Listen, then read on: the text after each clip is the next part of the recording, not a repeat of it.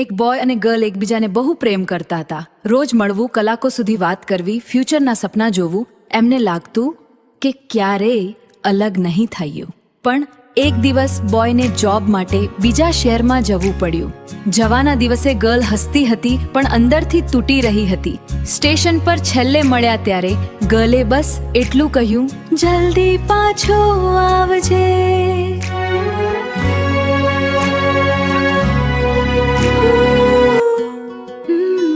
તારા વાગર બડું ખાલી લાગે છે. હું સ્ટ્રોંગ બનવાની ટ્રાય કરું છું, પણ રાત્રે તારી યાદમાં રડી પડું છું. હું દૂર છું પણ તારાથી દૂર નથી.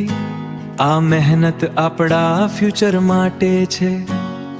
ડિસ્ટન્સ કેટલું પણ હોય, પ્યાર ઓછું નહીં થાય.